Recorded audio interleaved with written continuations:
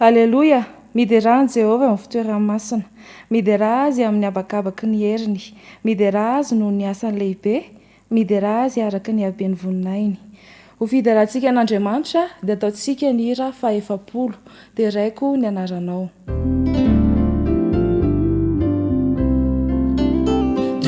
raiko ny anaranao antsoko mba horehizao satria fitiavan-dehibe fanetretena tsy fandre fanetretena tsy fandre Jesosy Jesosy dia raiko ny anaranao Jesosy Jesosy dia raiko ny anaranao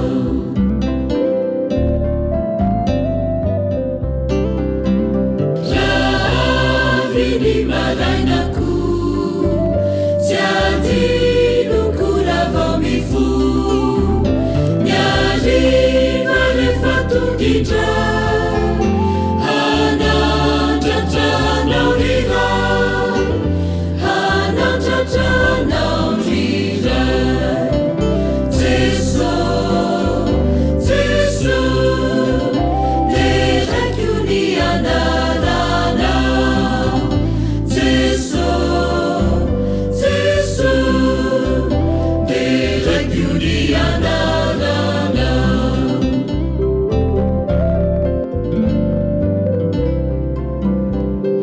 hideranao tsy tapaka ry tompo zay mpanafaka raha sarotra ny lalana ianao mahay mitantana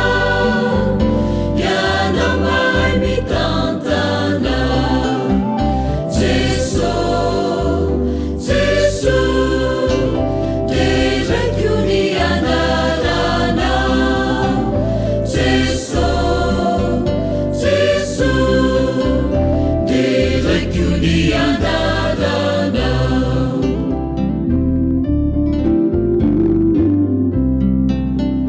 nionja sy tafiotrako dia tsisy atahorako satria efa voalanjanao ary baiko ny tananao ary baiko ny tananao Jesosy Jesosy dia raiko ny anaranao Jesosy Jesosy dia raiko ny anaranao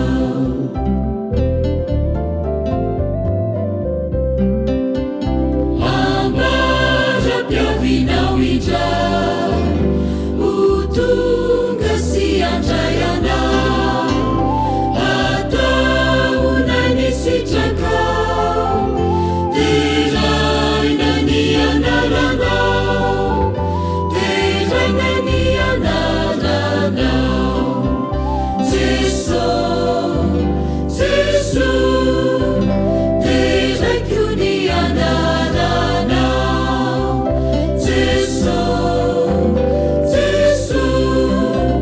dia raiko ny anaranao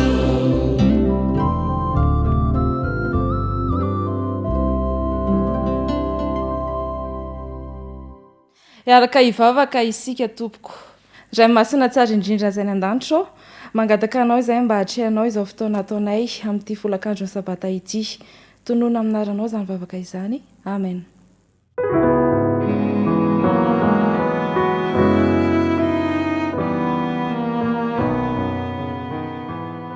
izahay distrika nandray soro dia mbola faly manolotra ny arahaba aminao indray nahatratra ity sabata folakandro ity maro ny fandaharana izay rahantsika eto ka anomboana izany dia fandaharana ara-pahasalamana alohany mialohan'izay nefa dia misy ny hira atolotra anao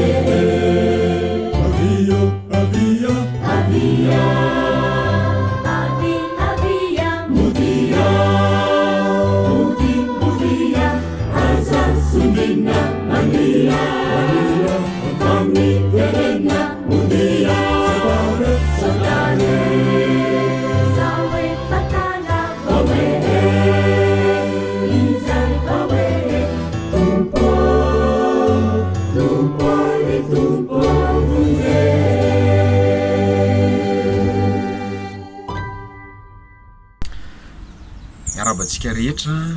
manatrika nyity fandaharana izay mandeha eto amin'ny fahitalavitra Oazisia sy ny onjam-peo Oazisia ity. Ny tenako manokana moa dia mpitsabo ka anao fandaharana ara-pahasalamana isika anio. Ny fanatanjahantena no andeha ho resahana ka mandritra ny fotoana izay hitafahantsika eto dia hiresaka isika mikasika ny hoe fa maninona moa, inona tokoa moa zany ilana an'izany fanatanjahantena zany, maninona moa raha tsy manao mihitsy. Ho resahantsika eto ihany koa hoe ohatrany ahoana ny fomba fanaovana an'izany fanatanjahantena zany. Manaraka an'izay dia inona avy ireo soa azo avy aminy. Ary eny am-pamaranana isika dia hijery hoe ahoana marina ny mikasika an'izany fanatanjahantena zany sy ny fitsipika izay nomen'Andriamanitra antsika. Ny fanatanjahantena dia tsy voandroany akory, efa ela izy io. Raha mamaky boky isika, mijery télé isika, mijery eny fa na ny baiboly aza no jerentsika dia efa nisy avokoa zany fanatanjahantena izany. Fony vao namorona antsika Andriamanitra dia nanome baiko izy mba tsy hipetraka fotsiny fa hitandrina sy hiasany sa. Dia izay no nolazainy tamin'ny Adama sy Eva. Inoko marimarina fa izany baiko izany dia nataon'Andriamanitra manokana mba ahasoa any Adama sy Eva. Ary izy moa ny mpamorona, dia izy no mahafantatra hoe inona no mahasoa ny taovantsika, inona no mahasoa ny saintsika, inona no mahasoa ny vatantsika iray manontolo ka mety hahatonga antsika ho tonga hatrany amin'ny fahasalamana tanteraka. Na dia mbola tsy nisy aza ny aretina dia efa nomen'Andriamanitra baiko mba hietsiketsika ny olombelona fa tsy hitoetra hipetraka fotsiny. Ankehitriny indray dia izany fanatanjahantena izany dia nampidirina manokana ao anatin'ny fanafody izay ampiasain'ireo mpitsabo mba hasitrana ary hahatonga ny fahasalamana ho voatandro lalandava ka hahatonga antsika ho salama, mavitrika ary mahavita ny tokony atao. Maro ireo aretina izay tafiditra ao anatin'izany fitsabonan'izy ireo izany ny fanaovana fanatanjahantena. Raha tsy mihetsika isika dia misy zavatra maro be tonga, raha tsy resaka afa-tsy ny hoe ny angezana be loatra, ny fahatongavan'ny menaka ao anatin'ny lalandrà, ary ny fiakarany tosodra ao ihany koa ny falemena ara-tsaina ka mety mahatonga antsika tsy mahavita miatrika an'ireo olana maro samihafa eo amin'ny fiainantsika. Raha izany ara no izy iasombony ihany no lazaiko antsika teo fa mbola maro be no entina manamarina ny tokony ilanan'izany fanatanjahantena izany. Ohatrany ahoana ary izy ary amin'ny fotoana ahoana no tokony hanaovana an'izany fanatanjahantena izany. Ny fanatanjahantena dia tsy mahakasika fotsiny ny tanora fa mahakasika ny olon-drehetra. Kanefa alohan'ny hidirako amin'ny tsipiriany amin'izay dia andeha ho faritantsika aloha hoe inona marina moa ty fanatanjahantena ity. Ny fanatanjahantena ho resahana eto dia tsy sport akory. Ny atao hoe sport manko dia misy fenitra izay tratrarina. Raha ohatra zany hoe manao marathon dia tsy maintsy farafakeliny mahavita ny azakazaka lavitrezaka izay faritany zao tontolo zao ny elanelana tsy maintsy tratrarina. Ary tsy le elanelana fotsiny fa ny fotoana ihany koa dia tsy maintsy faritana satria raha vao tsy mahatratra n'iny fotoana iny ianao dia tsy haresy satria fifaninanana no ao anatiny. Amin'ny resaka zany hoe sport dia fifaninanana no ao anatin'izay. Fa ny zavatra izay ho resantsika kosa an'io dia tsy fifaninanana akory, tsy mifaninana amin'izanizy ianao fa ny tenanao ihany no hifaninananao. Raha le fifaninanana aza tsy dia tena hoe mifaninana fa ianao ihany no mahafantatra no sahaza ho anao. Zany hoe mampihetsika ny vatana, ianao ihany no mamaritra ny sahaza ho an'ny tenanao. Ho an'izy ary izy ty manomboka hatrany amin'ny zazakely voateraka. Raha jerentsika ny reny izay mitaizany zanany dia efa mampihetsika sahady an'ireo ratsambatana ho an'ireo zazakely na dia mbola tsy mahafantatra akory ary izy ireo hoe inona moa ny antsoina hoe fihetseham-batana. Ary rehefa hitantsika ny zazakely na eo am-pisakafoana izy minono zany na eo amin'ny amin'ny fotoana izay mampifoa azy dia efa mihetsiketsika hatrany ireo ratsambatana miezaka manetsiketsika ny vatana io. Efa miresaka ihany koa isika ny ankizy kely manomboka eo amin'ny 4 taonany ka hatrany amin'ny 15 taonany dia tia mihetsika izy ireo, tia mihazakazaka, tia mikikika, tia mampihetsika n'io vatana io ary tsy ny vatana ihany fa hatramin'ny tova rehetra aza tian'izy ireo mihetsehana. Rehefa tanora indray dia matetika liana amin'ireny sport ireny ka izany no midika fa tena tia manetsy vatana. Ny lehibe moa vokatry ny adidy aman'andraikitra dia efa mety tsy mahavita tsony kanefa inoko maromarina fa tianareo no manetsika an'izany vatana izany. Rehefa antitra isika ka hita fa misy miraikidraikitra ny taolana dia mbola ho tiantsika ihany ny manao ny fanatanjahantena satria tena mitondra soa antsika izany. Izany hoe raha tsorina dia manomboka avy any amin'ny fahazaza ka hatrany amin'ny fahanterana dia mila n'izany fanetseham-batana izany avokoa. Nahoana aza no ilaina izy io? Alohan'izay dia hosoritako eto amin'ny fotoana inona no entina manao an'izany ary avy eo dia toerana aiza no hanatanterahana azy. Ny fotoana rehetra dia mety avokoa mba hanaovana an'izany fampetseham-batana izany, na maraina io na atoandro io na hariva arakaraka ny olona tsirairay avy. Fa rehefa mandray anjara ianao miezaka manatanteraka an'ilay fanatanjahantena, ilay fampetseham-batana dia efa izy zay. Arakaraka ny fotoananao zany, tsy mifidy io fa ianao no mamaritra azy. Aiza ny tokony hanaovana azy? Ny tokony hanaovana an'izy ity dia tsy mifidy toerana ihany koa satria na tsy manana afa-tsy ao an-trano azy ianao tsy afaka mivoaka, afaka manatanteraka sady zany a fampetsehambatana izany. Fampetsehambatana inona aza no tokony atao? Ny sampana maneran-tany miadidin'ny fahasalamana na ilay antsoina hoe OMS na Organisation Mondiale de la Santé dia namaritra sy nanasokajy ny fanatanjahantena ny fampiasam-batana ka miaingy avy any amin'ny tsara indrindra no andeha ho faritantsika dia ny mandeha tongotra. Miazakazaka zany no tsara indrindra, ary ny fampiasana bisikileta ny faharoa, ary ny filomanosana ny fahatelo. Hitantsika amin'izany fa ny voalohany indrindra amin'ilay izy dia tsy mila fitaovana maro, ny rehetra mahavita azy ary amin'ny fotoana rehetra dia azo anatanterahana azy. Ny rehetra ihany koa dia afaka mandray anjara ao anatin'izany satria na mbola ankizy, mbola kely aza dia efa afaka manao fanatanjahantena, izany hoe mandeha tongotra na miazakazaka. Nahoana ary izy ity no ilaina? Aretina inona no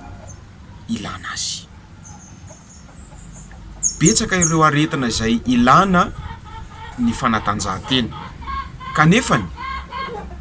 telo ihany no andeha ho resahako amintsika. Ny voalohany amin'izany dia ny fo. Ny fo dia mila manokana n'izany fanatanjahantena izany satria rehefa manao an'io fampetsehambatana io isika dia hiala ireo menaka izay miraikitra eny amin'ny lalan-drano fo. Miala ihany koa ireo menaka izay miraikitra amin'ny lalan-drano vaventy, ary miala ireo manakatsakana eny amin'ny lalan-drà rehetra. Ny tovam-pinanakanina ihany koa dia mila fanatanjahantena, mila fampetsehambatana satria manatsara ny fandevonan-kanina ary manatsara ny fiasan'ny tovam-pinanakanina izany fampetsehambatana izany. Ireo ratsambatana dia mila an'izany satria miraikitra ireo vanitaolana raha toa isika tsy mampihetsika an'io vatantsika io. Raha izany no izy dia maro ireo aretina izay tafiditra ao anatin'ny fitsaboana an'izany aretina izany ny fanatanjahantena, dia ny aretin'ny fo, ny aretin'ny vanitaolana ary ny aretin'ny tovam-pinanakana. Raha izany ara no izy dia hitantsika amin'izany fa tena tsara sy tokony ho tanterahana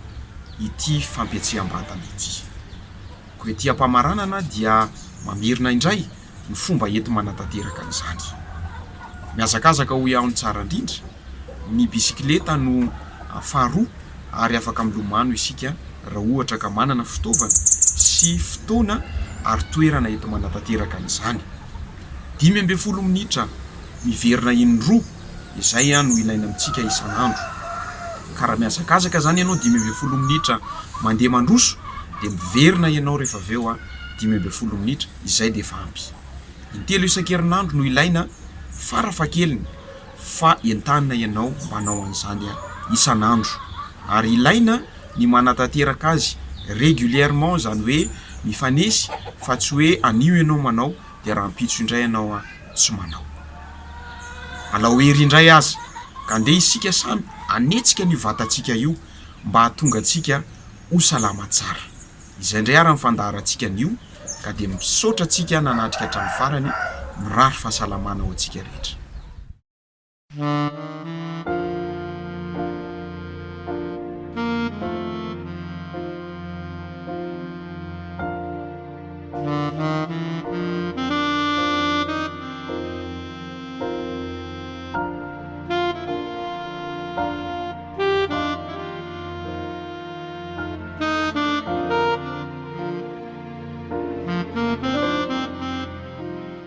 Tsapaku tseso nialemeko rehetra tsy mendrika anao no reo ditry izay natao maniry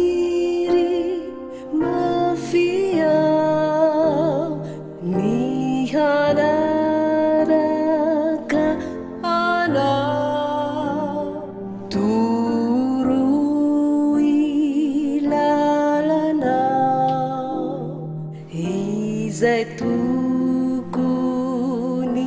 hale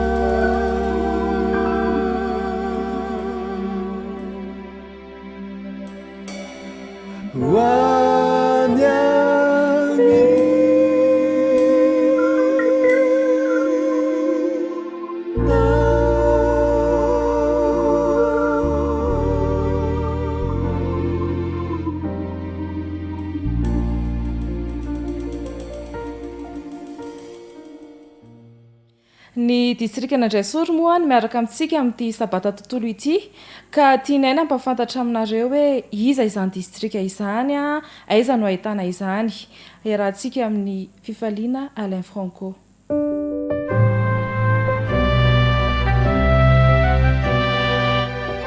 Fampafantarana mikasika ny distrikana Andraisoro.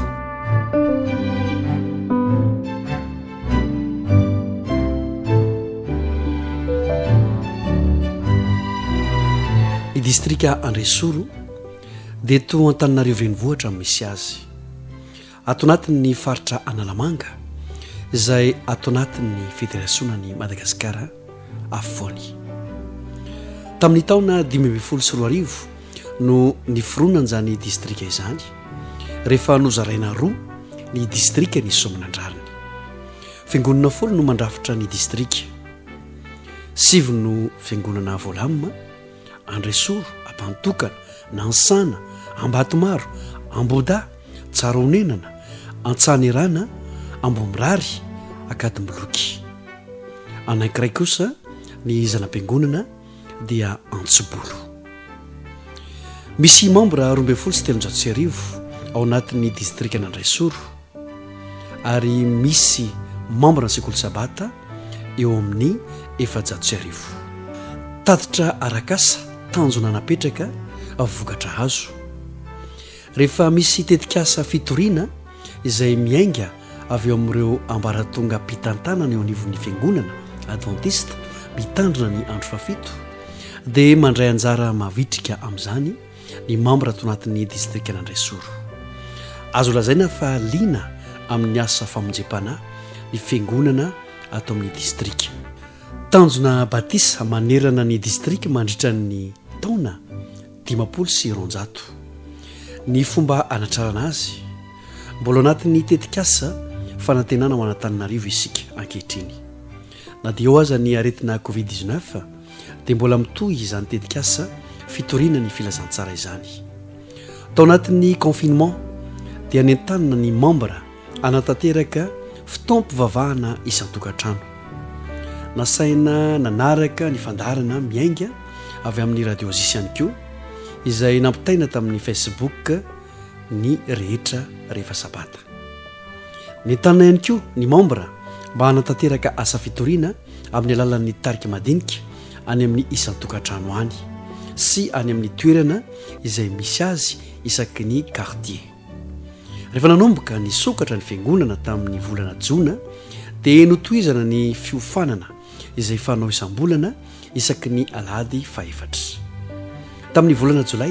nisy ny fiofanana izay niarahana tamin'ny departementa ny asa fitoriana avy ato amin'ny union tamin'ny volana aogostra dia nisy ny fiofanana momba ny fitantanam-bola izay niarahana tamin'ny FMC nisy ny asa fanasoavana izay nataon'ny sampana mifamma izay notanterahana tao amin'ny akany zazakamboty somanandrariny tamin'ny volana aogostra dia nisy ny expo santé izay natao tao amin'ny fiangonana antsanirana ny 20 aogostra 2024 conférence isam-piangonana izay nitanterahana ny 20 aogostra ka hatramin'ny 20 aogostra tamin'ny alalan'ilay tetikasa fitoriana feon'ny tanora na voix de jeune nandray anjara tamin'ny conférence io ny pastora ny loolona ny tanora ary ireo chef guide ny sabata 1 septembre 2024 dia nisy ny fitompivavahana fankalazana an'Andriamanitra sy fanaovam-batisa izay nanasana ny departementa ny tanora avy ao amin'ny union sy ny FMC nisy olona 12 nanolotra ny fiainany ho an'i Kristy tamin'ny alalan'ny batisa tamin'ny fotoana io vokatra batisa tratra volana janoary septambra 2024 tanjona fanatitra sy asa entanina ny isam-piangonana ny fiangonana tsirairay iroso amin'ny fifoazana sy ny fanavaozana fianarana ny ten'Andriamanitra vavaka sy fivadikanina tohizana hatrany ny fiofanana momban'ny asa fitoriana satria izany no antom-pisian'ny fiangonana amporisihana ny fiangonana anatanteraka ny asa miainga avy amin'ny drafitr'asa fitoriana tanjona fanitarana ny asa ny sekteur tsirairay dia anokatra sekoly sabata zanany ao anatin'ny taona ka iampitelo ny volom-piangonana eto anivon'ny distrika mba ho lasa 13 tsy tratra izay tanjona izay nandritra ny taona 2024 ny covid mbola apetraka ho tanjona izany amin'ity taona ity farany isaorana isika rehetra izay nandray anjara tamin'ny tetikasa fitoriana tao anatin'izay valovolan'izay mbola mitohy ny asa na dia eo aza ny sakatsakana koa aoka ampiasaina avokoa izay rehetra eo ampilatanantsika anatrarana tanjona ny talenta ny fanomezam-pahasoavana ny lafiny arabola ara-pitaovana Zakaria 5:4 tsy amikerina mipahatanjahana fa mifanahako o Jehovah tompony maro mivoninahitra ny an'Andriamanitra irery any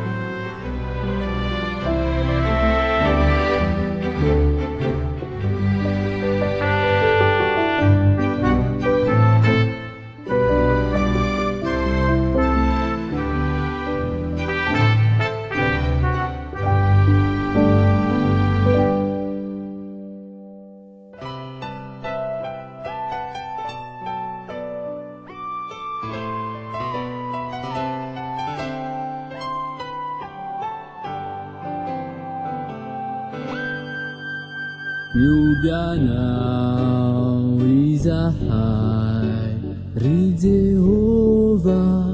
tomponay hafa mitsy herinao mahagaga ny hevitrao miubianao zahay miubianao izahay ry Jehova tomponay hafa mitsy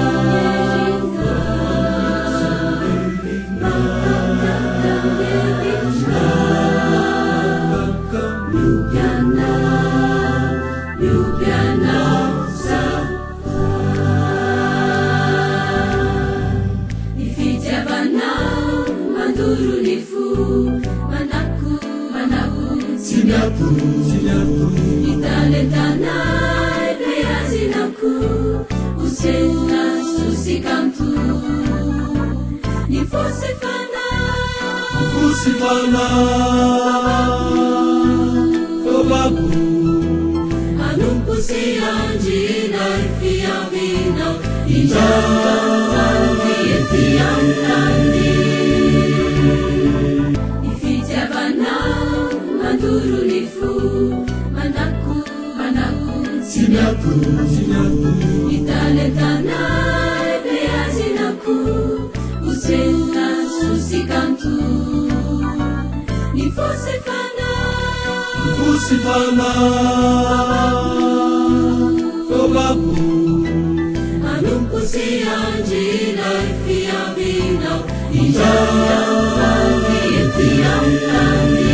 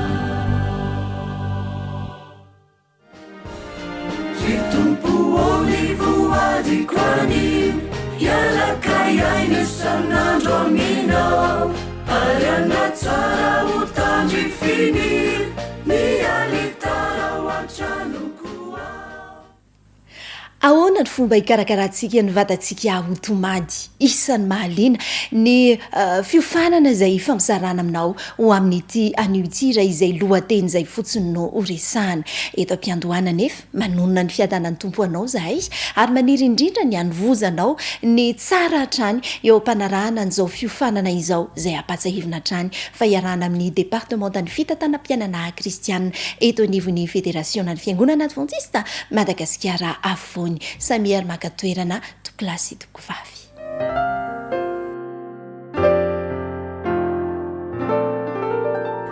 Fifanina ho anay hatrany tafaraka aminao ao anatin'izao fandarana iresahana momba ny fitantanam-pianana kristianina izao. Mazava ho azy fa ny miaraka amintsika eto dia ny pasteur Ratsimbazafa Lalaniaina izay talian'ny départementany fitantanam-pianana kristianina ao anivon'ny fédération Madagasikara afovoany dia maniry indrindra izay ny ahitanao soa amin'ny fiarahantsika eto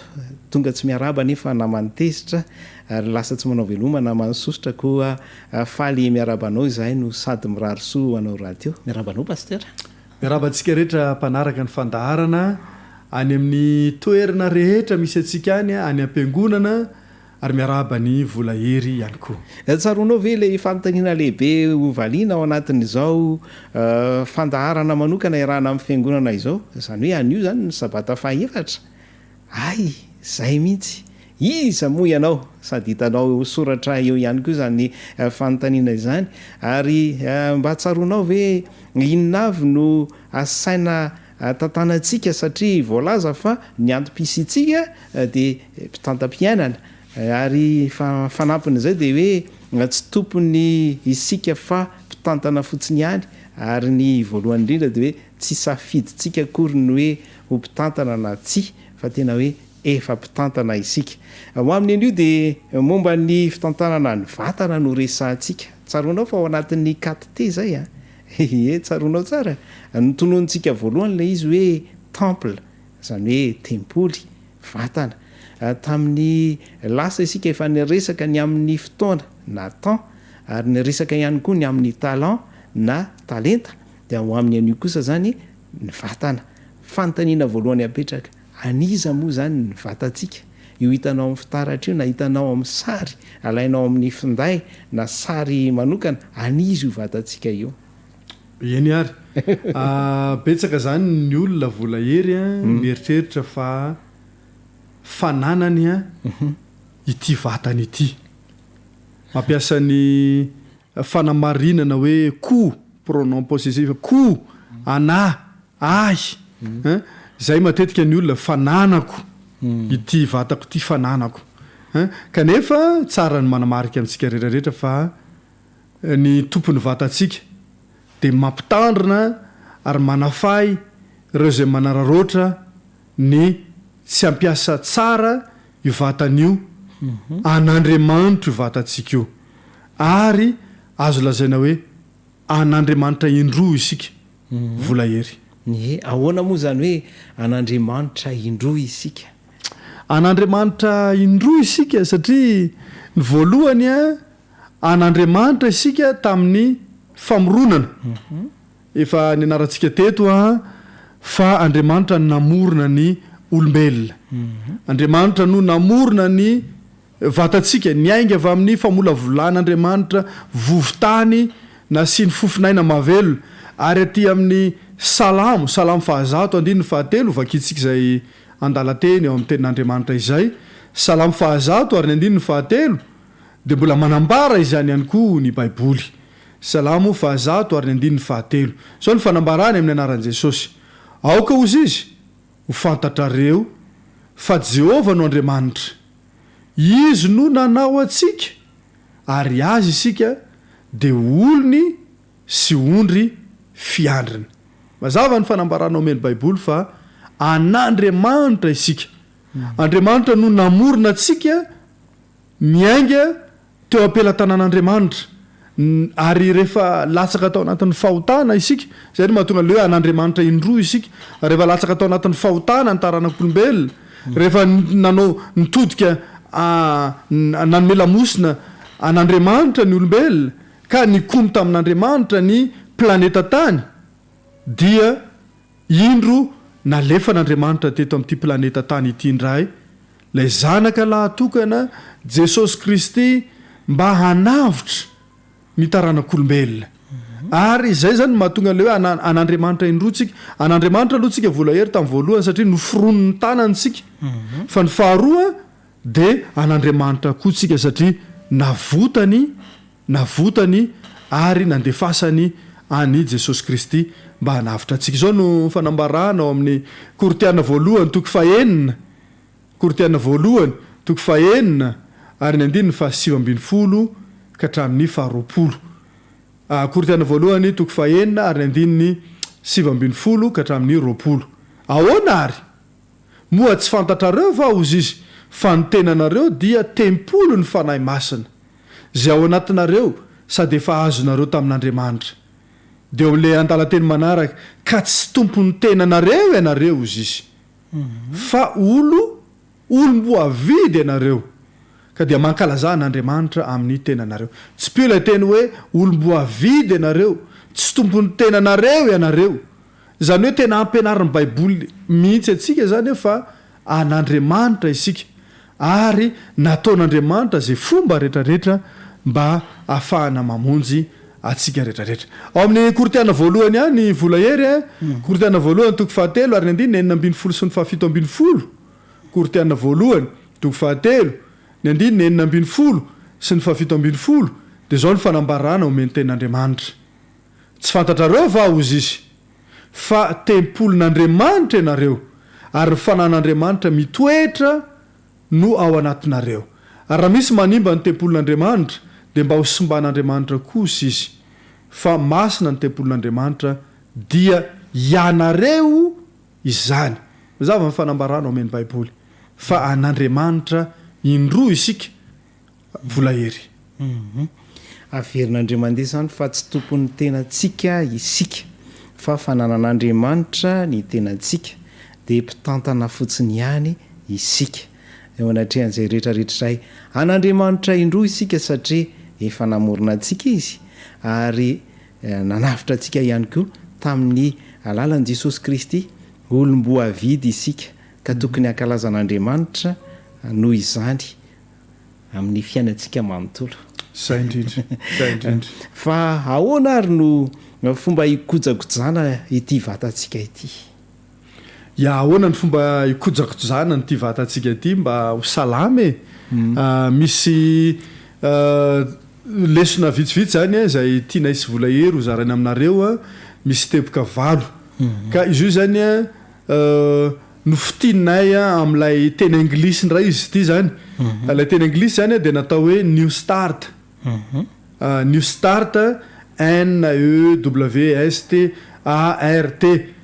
ka ireo teny rehetrarehetra reo zany volahery dia misy heviny avokoa izy ireo ary sotomantsika lesona avokoa izay ka le hoe ny start zany raha dika amin'ny teny gasy sotra dia hoe fiaingana vaovao fanombohana vaovao ka inavy zany izy ireo volahery ny voalohany zany dia ilay ataony hoe nutrition na ny sakafo voalanjalanja zay zany ny voalohany ka ilayntsika zany ny misakafo sakafo voalanjalanja tsy voatery hihinana zavatra matavy be tsika volahery tsy voatery hihinana ena be tsika tsy voatena hihinana ohatra ny sakafony mpanjaka isika fa sakafo voalanjalanja legioma reny dia mahasalama antsika ireny rehetrarehetra ireny ny faharoa zany dia lay ataony hoe exercice zany hoe amin'ny teny gasy moa zany dia hoe fanatanjahantena zany ilayntsika tena ilayntsika tokoa ny fanatanjahantena ny mpandinika sy ny mpitsabo moa dia milaza hoe tokony anao fanatanjahantena intelotsika ao anatin'ny herinandro ka ny faharetan'ny fanatanjahantena ray dia tokotokony eo amin'ny 30 minitra eo amin'ny alalan'ny fanatanjahantena mantsy dia misy atsembohana mivoaka isika tsy tsara zany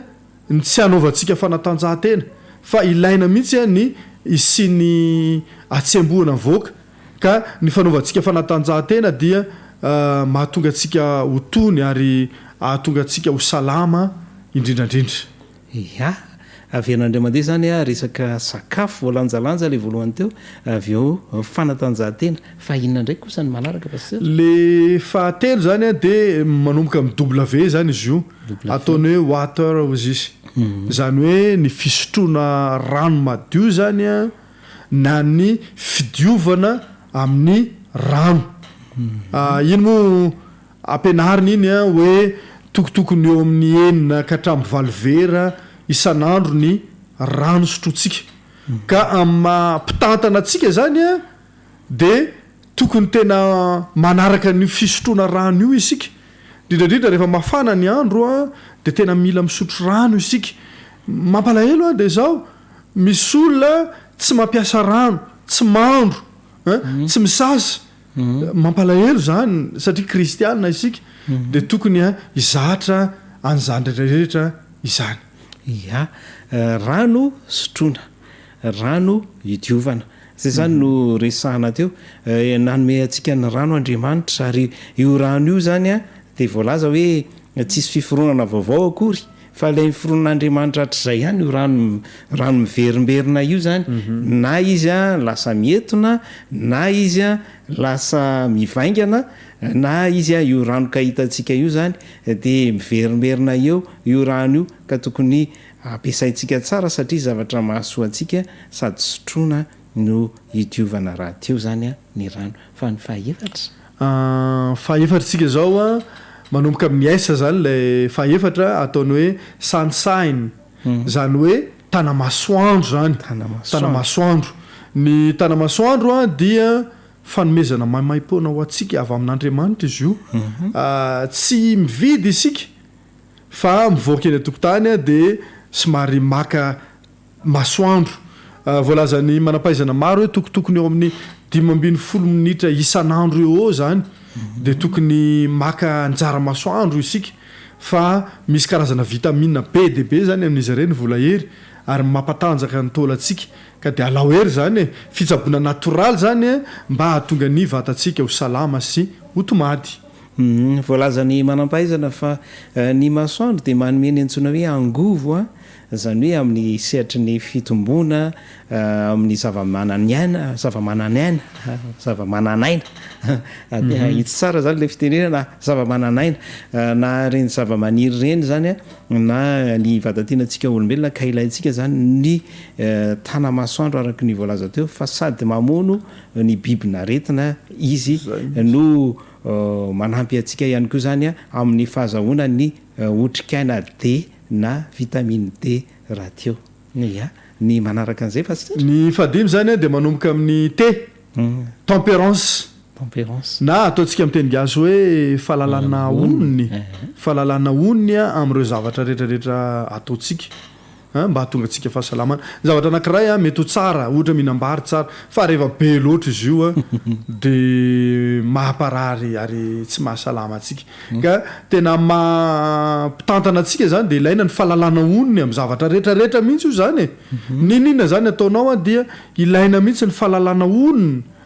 ary isika moa de mampianatra ny tsinanatsika reny ataontsika hoe sakafo manaitaitra ny filana ireny na mahatonga atsika ho lasa miankin-doha amin'ny zavatra anankiray dépendant amin'ny zavatra anankiray zany ianao noho ny fisotroanao toka ohatra na noho ny finananao parako ohatra de tian'Andriamanitra ny hialantsika amin'ireny rehetrarehetra reny ary atsipy ny resaka ho atsika fiangonana rehetrarehetra ny mba hitadiavantsika ny fomba rehetrarehetra ho an'ireo karazan'olona zay mbola mety voafatotra an'ireny zavatra reny de hampitsika izy mba ho afaka amin'izany rehetrarehetra izany. Zay ny amin'ny resaka hoe tempérance na ny fahalalana onona zay ny rehetrarehetra moa zany de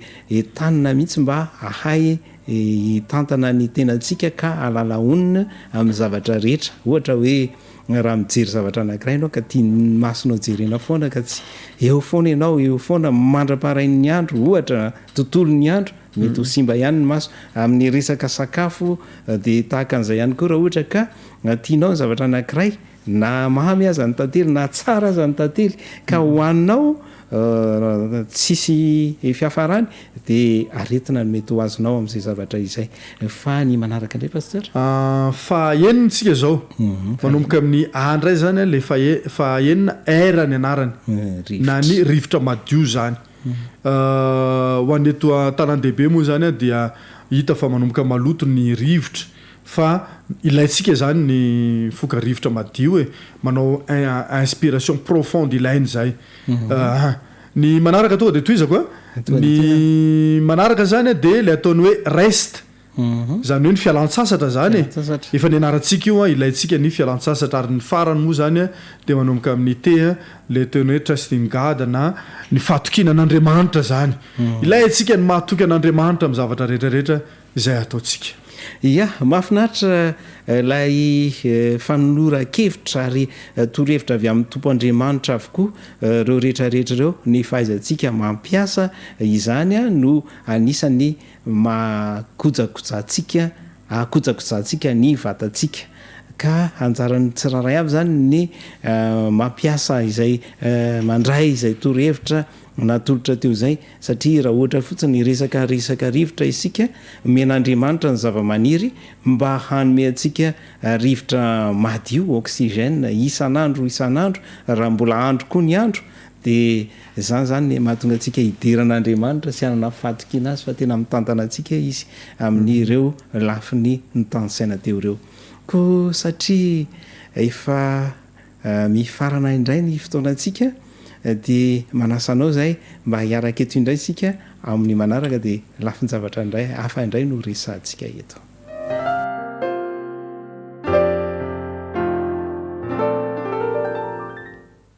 ny farana sahady ny fiarahantsika teto kanefa everina fa samyna novo a izay anjara sahazavy aby ny tsirairay ny fitantanam-pianana kristiana izay tena ilayntsika indrindra amin'izao vanimpotoana ianantsika izao indrindra moa efa manakaiky ny farany raha teo isika izay ny lohatentsika tamin'ny androany manao hoe ahoana ny fomba hikarakarahantsika ny vatantsika ho salama sy ho tomady ka dia manasanao ary izahay mbola hanaraka indray ny oronatsary amin'ny fiaonantsika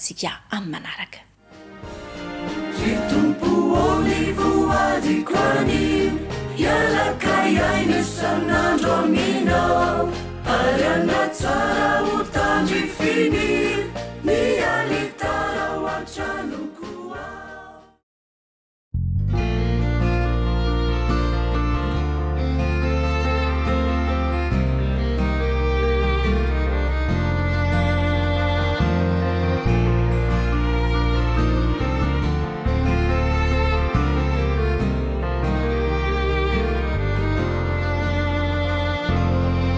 Namaku wasala hiti Zaruvi fatsikilala Ninyaraka mini Kristi Nuve tsaruana Laivunzi zainata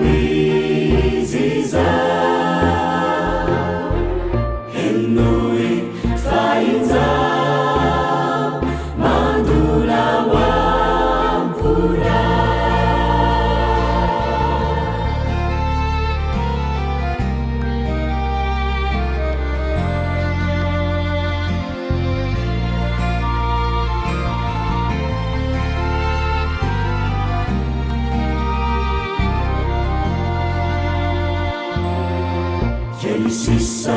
ni futona Isaie wanuloda Siuela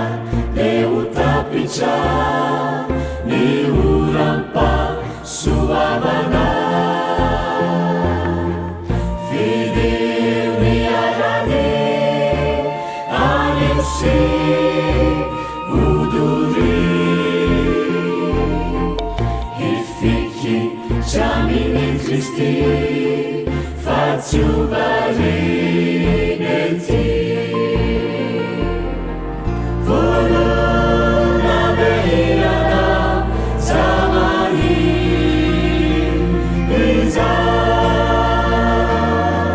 Hanono jani fianana Fazi Lala Mitudia iana Jesu iziza Henui fainza Manduna wampuna Volona veiana Zamani Iza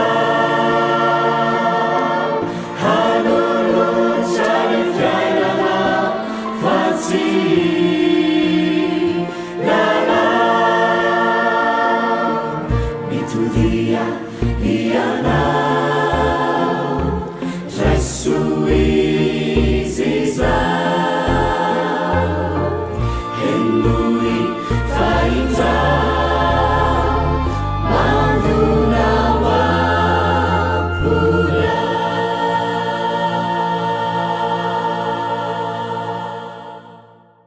eto akaikintsika eto moa zany a i Jeremy kely a zay anao nitsenjery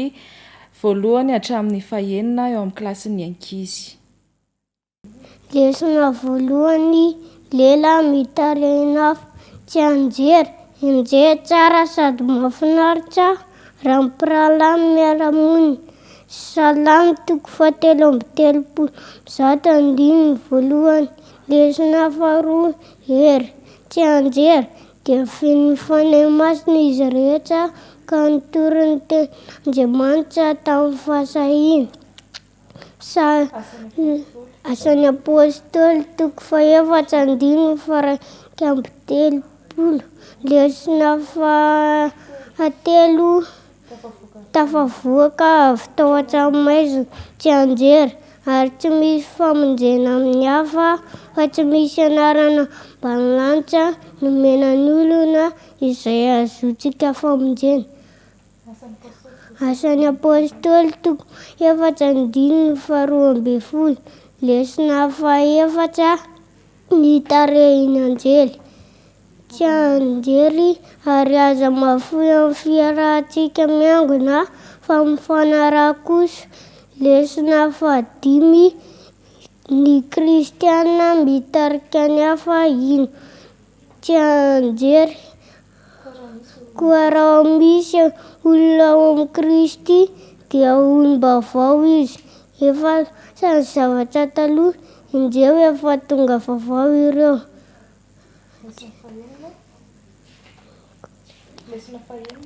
Lesona fahaenina tsara no volamena tsy anjery mba tahitan'i Jesosy izahay. Jauna 12:21.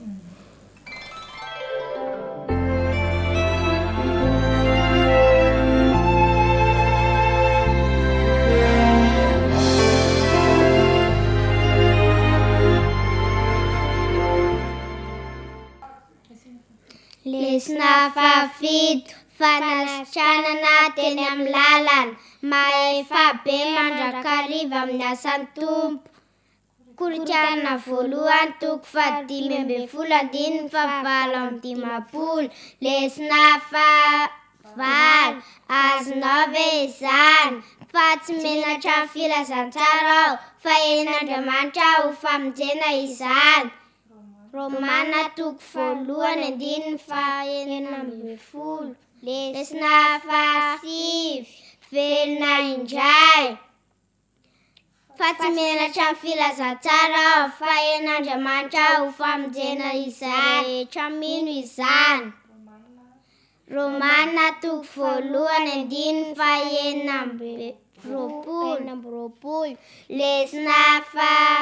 Lesona fahafolo Andriamanitra ny loha laharana. Ianao tompona sy Andriamanitray mendrika handray voninahitra sy ny ady ary ny hery. Apokalipsy toko fahaefatra andininy faharaika ambin'ny folo. Lesona faharaika ambin'ny folo Andriamanitra no mitady-dalana ala andeha amboatra fitoerana ho anareo aho ka ho avy indray ka handranareo any ambo ka izay toerako no itoeranareo koa. Jaona toko fahaefatra ambin'ny folo andininy fahatelo. Lesona faharoa ambin'ny folo miandany amin'iza moa ianao. Aza malahelo ny fonareo minoana Andriamanitra ary minoana koa. Jaona toko fahaefatra ambin'ny folo andininy voalohany. Lesona fahatelo ambin'ny folo nahazo felofana ihany. Ao an-trano raiko misy fitoerana maro. Raha tsy zany dia efa nilaza taminareo aho fa raha andeha aho dia amboatra fitoerana ho anareo. Jaona toko fahaefatra ambin'ny folo andininy faharoa.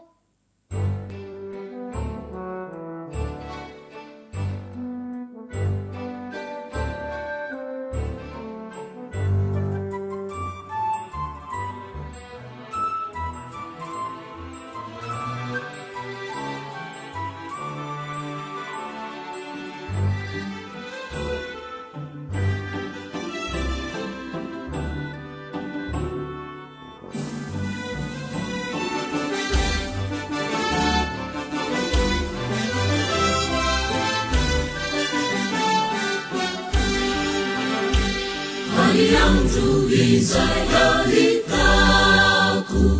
reo anjely mitsoka trompetra ka nilamitra anako ako fandrareo vavonjy rehetra amin'izay ho hitako na Jesosy izay nanafakay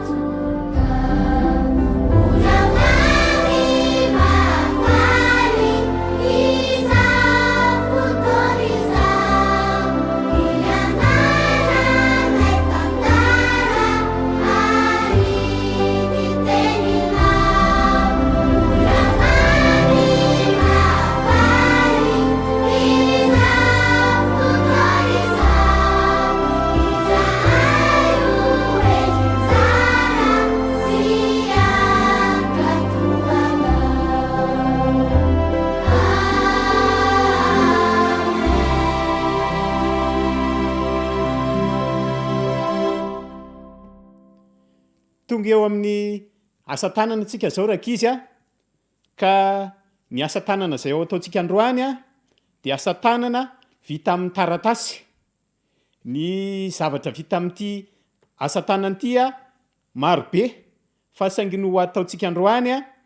dia sarina gisa afaka manao sarina vazy koa ianareo a fa sainga rehefa vitantsika ny baziny a dia afaka manao zavatra be be sika ity zany a no akora ilaina taratasy manana refy izay tianao fa saingy kosa dia rehefa mivalona roa izy a dia afaka manana isika carré anankiray zany hoe taratasy rectangle zany a no ilaitsika fa rehefa mivalona roa izy a dia mahazo carré tahaka zao ity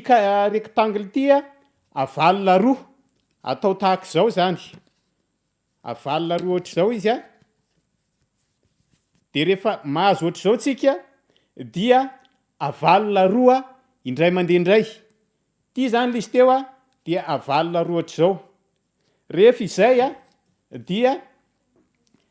avalontsika eo am'le fisasahana iny dia plientsika ohatra zao la izy ny ilany koa dia pliena ohatra zao de mahazo endrika tahaka zao zany a isika izao de iny ndray a plientsika ndray a rehefa avy eo tahaka n'le manao le ankizy kely manao fusée reny zany a de reny a no ampiasaitsika azy sainga aforitra foana zany miforitra izy a dia aforitsitsika ndray mandeha makato ity dia ity ihany koa aforitsitsika tahaka zao izao no endrika azotsika rehefa avy eo de io ndray a mbola aforitra midina de mahazo a triangle isika mahazo triangle tahaka zao isika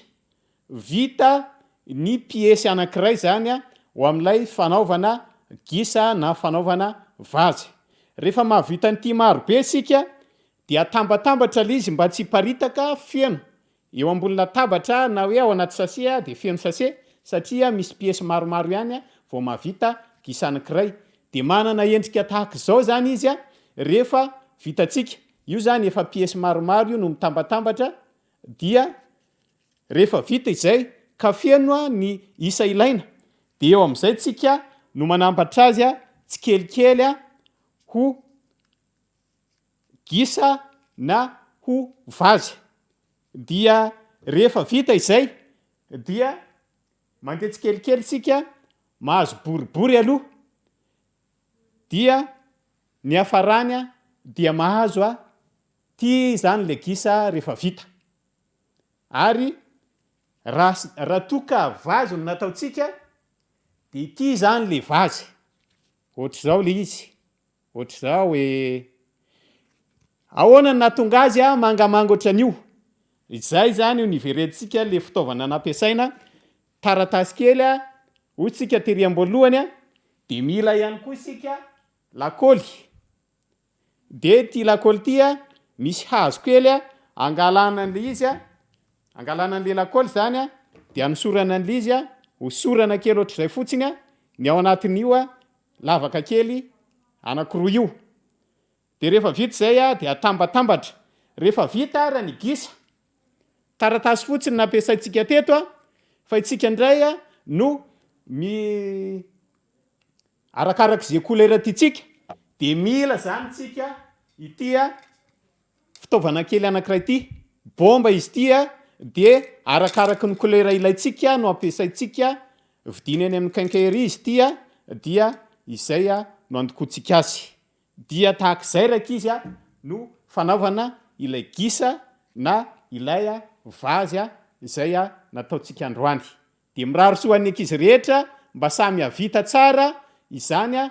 gisa na vazy arak'izay tiatsika izany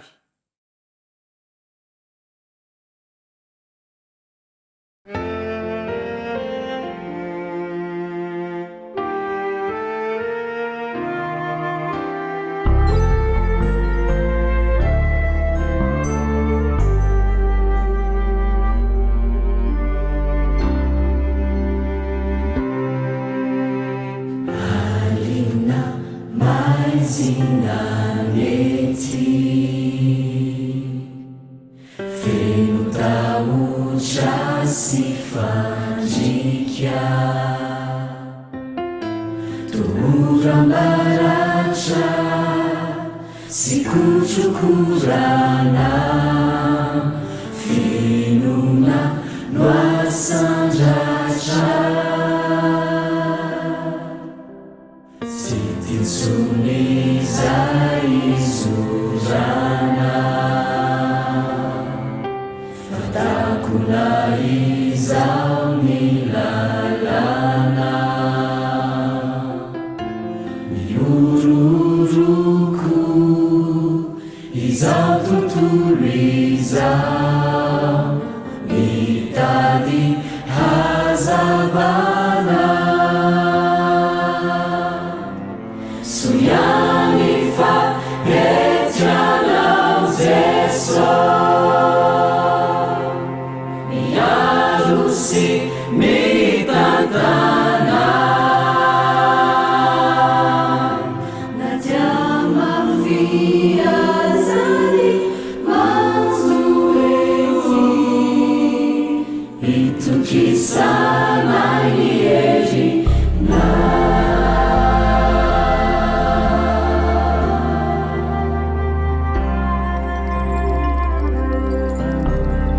zaovina vao iposaka iry masoandro mpiainana fa tena safotra ny fanantenana feno telitely saia mbola isilay maraina vao tondratsiky sy fitiavana farana voko irony tamotra Jesosy ho avindra soiany fa etianao Jeso ilay maso andro tsy manda tolasa voko ireo aizinireo afakyany kiony tamotra soiany fa etianao Jeso miaro sy mitantana nadia mafiazany mazoety itokisana iery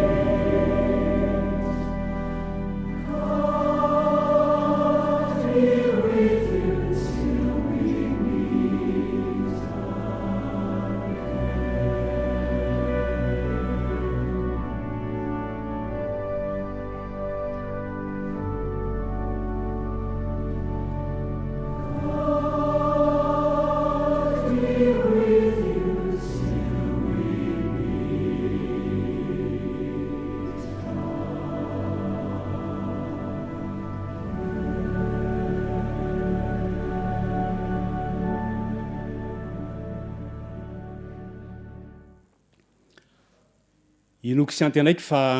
nandalo sabata mahafinaritra itsika tamin'nytian'io ity a natsapa ny fanatrehan'andriamanitra tamin'ny fomba malokana nandray reo fitahina zay tia ny omenantsika tamin'ity sabata mahafinaritra ity raha andalo enemana vaovao indray zany tsika mianakavy manomboka rahampitso a dia tiako nitondra ny ten'andriamanitra aminao mba ahafana miatrika zany fiainana zay ionatrenao zany a ahafantarantsika ny sitrapon'andriamanitra ny planiny zay efa vomonao antsika amin'izao ny farany misy antsika izao alohan'ny andraisantsika ny vatsy fanahy fampahirezina dia tiako raha misy vavaka zay hotononona ary andeha zanytsika hiaraka hivavaka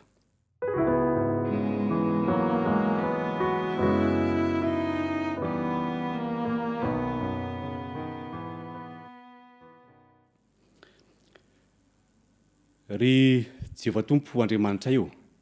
manona ny anarana masina zay amin'ity fotoana ity satria Andriamanitra mpahary ianao Andriamanitra mpamorona Andriamanitra be fitiavana sy be famindrapo ary mahafantatra ny atsipireny fiainanay Andriamanitra manasa anao zay mba hitrantsero amin'ny fiainanay andray ny tenao zay dia mangataka ny famindraponao avelao ny elokay aoka ho feny fanatrehanao zay ary ho aty anatinay ny fanahinao afanay mandray ny teninao dia mangataka ny voninahitra ao zay Andriamanitra iseho amin'ny fiainanay misaotra Tompo amin'ny anaran'i Jesosy amen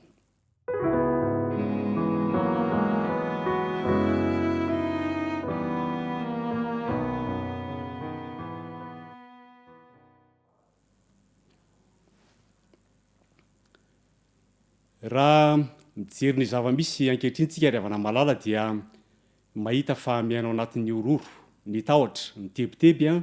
ny taranak'olombelona ankehitriny satria manjaka ny risetra misy ireo lovozavoajanary ary mitombo ny arety manigana amin'izao vaninandro a misy antsika izao izao no voalazany ten'Andriamanitra ao amin'ny bokin'ny Matio Jesosy no nanambarany zany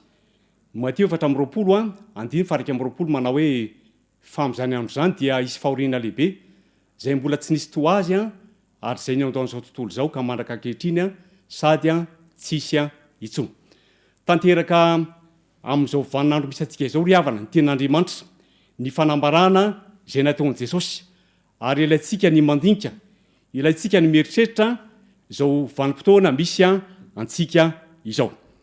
ho an'ny kristiana dia inona moa zany no fahitan'ny kristiana zany zavatra miseho rehetra izany izao no voalazan'ny baiboly amin'ny Timoty 2:7 ny apôstôly Paoly no miresaka ny amin'ny vaninandro misy antsika ankehitriny ozy izy hoe faoko fantatrao izao faneparany ihany dia isy andro mahory reo famantarana rehetra ry havana mahakasika ny farany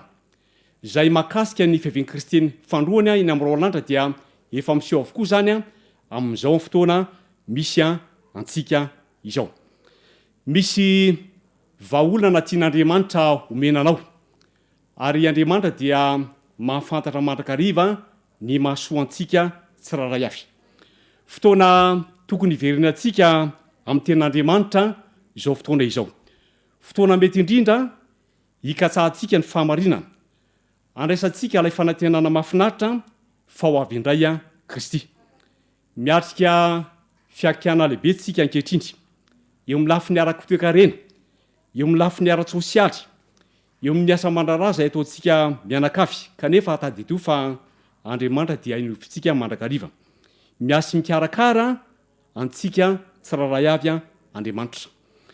tiako ny izara aminao teny sarobidy avy amin'ny bokin'ny Salamo hoe zay fotoana manokana tokony hikatsahantsika n'Andriamanitra ary ahafahantsika miatrika ny toe-javatra sarotra ianatsika ahafahantsika miatrika fiainatsika amin'ny ho avy izao no voalaza amin'ny bokin'ny Salamo mahafinaritra ity teny ao amin'ny bokin'ny Salamo ity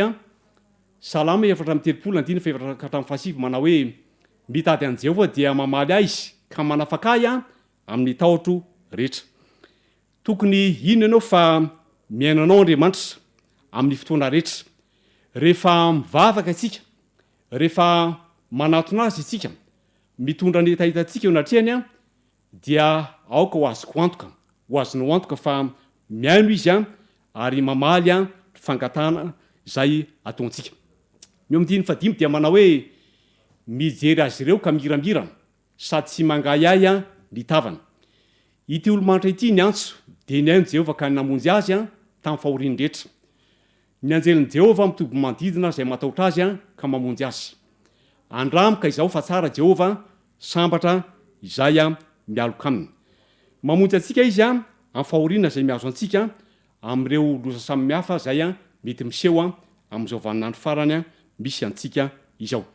Ary manodidina antsika mandrakariva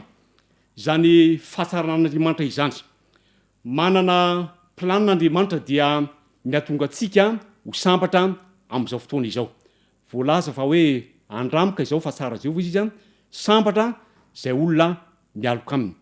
Efa nanandrana ny atsaran'Andriamanitra ve ianao?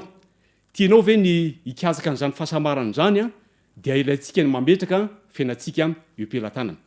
Ozy ny teny manao hoe matahorany Jehova ianareo olona masiny fa tsy hanan-java-mahory zay matahotra azy. Zava-dehibe ity hoe fatahorana an'Andriamanitra ity. Ary raha mijery ny zava-misy ankehitriny dia feno tsy fatahorana an'Andriamanitra ny zava-misy eny amin'ny fiarahamonina. Ny fiainan'olombelona amin'izao vaninandro misy antsika izao ka ilayntsika ny matahotra an'Andriamanitra ary manaja azy, manome voninahitra azy amin'izao fotoana misy antsika izao. Misy teny izay ambarany vehivavy anankiray, Elena White zany no anarany ao amin'ny boky Service Chrétien. Zao zany no ambarany manao hoe azo an-tsara sary an-tsaina mialosa izy ny loza mitatao. Ary toy fahoriana ao ny fanadevozana sy ny fahafatesana. Milaza mazava tsara nefa feon'Andriamanitra manao hoe mandrosoa. Aoka hankatony baiko isika na de tsy afaka ny ahita ny ao anaty aizina aza ny masitsika. Tsy mifantoka amin'ny zavatsarotra ny finoana fa miandrandra ny tsy hita kosa eny miandrandra lay mefa ny zavatra rehetra hanika tsy ho voafitaka na oviana na oviana. Ny finoana dia fifikirana amin'ny tanan'i Kristy amin'ny hamiana rehetra. Ary ilayntsika ny mandray izany finoana avy amin'Andriamanitra izany. Ny finoana dia mahita ny zavatra any ambadiky ny olana, ny finoana dia fifikirana amin'ny tanan'i Kristy. Amin'ity fotoana takariva ity dia tiako ny mandefa antso aminao.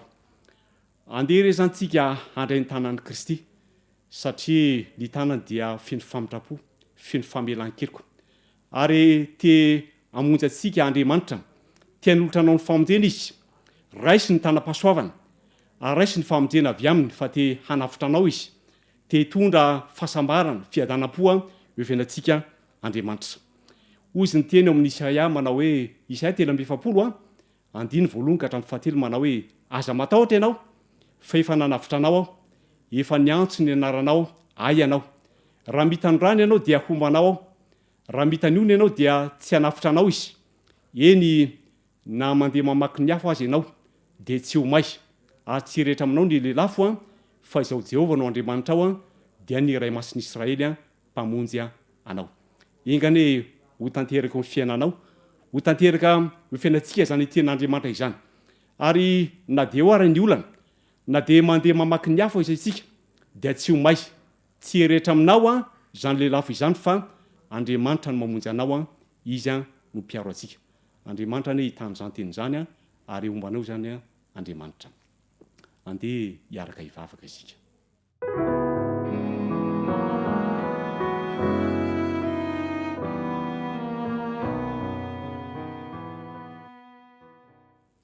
Hivavaka isika. Re Tompo Andriamanitra io nampahafantarinao nay anio ny zavatra miseho amin'izao vaninandro misy anay izao. Fotoana mampitebiteby, fotoana mampatahotra ary mahatonga anay ho diso fanantenana. Kanefa soa ihany fa misy ny teninao izay maneho aminay fa velona amin'ny andro farany izay. Misy lay fanantenana azo antoka dia ny fiverenan'i Kristy eny amin'ny raolanitra. Andriamanitra, na dia mandiso fanantenana anay ary ny zavatra miseho ankehitriny dia misy zava-dehibe dia ny fahasoavana, ny fitiavanao Andriamanitra. Ary mamety ny fikasana ho anay ianao fa tokony hijoro zahay, tokony feno finoana zay ary handrentanan'i Kristy mba hahafahanay mandray mahazo ny famonjeny. Andriamanitra igany mba ho vita fihavanana aminao zahay. Raha hiatrika ny herinandro vaovao zahay dia mangataka ny fanatrehanao fomba manokana, koa dia arovo ny tenanay, arovo ny fanaitsinay tsiraray avy. Ingany mba ho feno fombiazana ny fiainanay ka zay kasiany tananay Andriamanitra dia iroborobo zany. Meo anay ny fahasalamana ary tsy ho tratra ny arety mandrigana amin'izao ny faran'izao zahay dia arovo ny fianakavianay, tay ny tokantranay tsiraray avy. Misaotra Tompo amin'ny anaran'i Jesosy. Amen.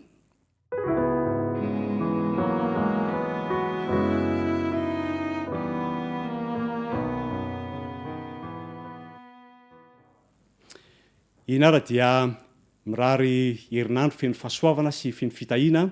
avy amin'Andriamanitra ho antsika tsiraray avy. Andriamanitra ny hitantsika amin'ny saotra antsika rehetra.